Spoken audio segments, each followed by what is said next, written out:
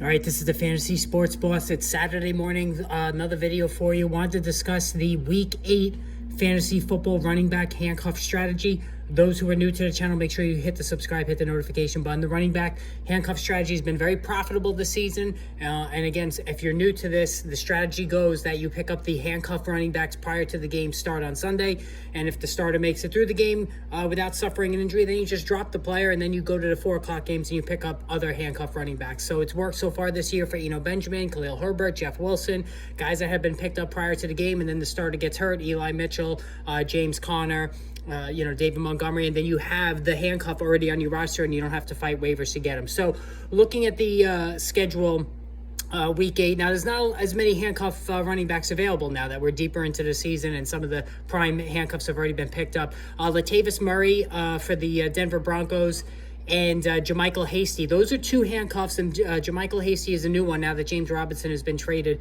to the New York Jets from the Jaguars. So JaMychal Hasty is backing up Travis Etienne, who, of course, is no stranger to injury. So I think Hasty is a very good handcuff to pick up prior to the 9:30 start in London. Latavius Murray, if he's available. I know Melvin Gordon got the majority of the carries last week, so he would be somebody I would look at as well. And since that's a standalone game at 9:30, you could pick up both guys and then drop them at the end if Gordon and Etienne make it through. No issue there. So 1 o'clock games now.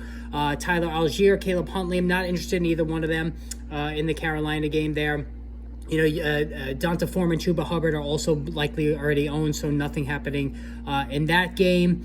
Chase Edmonds, if he was dropped, you could pick him up. Raheem Mostert's a little beat up. Not seeing anything in that Detroit-Miami game that's worth adding. Khalil Herbert's already added for Chicago, Dallas, so no issue there. Benjamin, Arizona, same thing. Just scanning through these 1 o'clock games. Mark Ingram, if you want to pick up Mark Ingram, Alvin Kamara, he's been involved in some trade rumors. I'm not really liking that one. New York Jets, they have James Robinson now, so nothing of interest there. Steelers, Eagles, so Kenneth Gainwell and Jalen Warren. Those are 2 guys that are still on enough waiver wires out there that I would be interested in both of them. Tennessee, if you want to go Dontrell Hilliard, that's a 4 o'clock game, so let me not get ahead of myself there. So really it's just Jalen Warren and Kenneth Gainwell in the 1 o'clock games. So you start off with the 9:30 London game by going JaMychal Hasty, and then going Latavius Murray, Hasty first, Murray second, and then you go into Kenneth Gainwell, Jalen Warren over Gainwell for the 1 o'clock games. Now, as far as the 4 o'clock games, Dontrell Hilliard for Tennessee, Rex Burkhead for Houston, if you're so inclined. I'm not really interested in either one of those guys there. Indianapolis, Jonathan Taylor, of course, is back. So I'm not really interested in anybody there. Naheem Hines is also back, so it's very crowded in that backfield. The Giants play at 4 o'clock, so, listen, Saquon Barkley is no stranger to injury, so Matt Breida is somebody I would be interested in looking at there. San Francisco, Los Angeles, Kyron Williams should be owned already, so I don't see anything happening there. So really just the 4 o'clock games.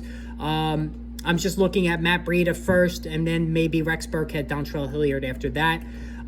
Green Bay, Buffalo, nothing really happening there since all those guys are probably already owned. Monday night, Cincinnati, Samaje Perine. And listen, don't make sure you make a play for Dearness Johnson, because Kareem Hunt might be traded. So Dearness Johnson should already be owned. Don't wait for the games tomorrow to own Dearness Johnson. All right, so those are the handcuff running backs that I'd be interested in. Hit the subscribe, hit the notification button. More videos on the way soon.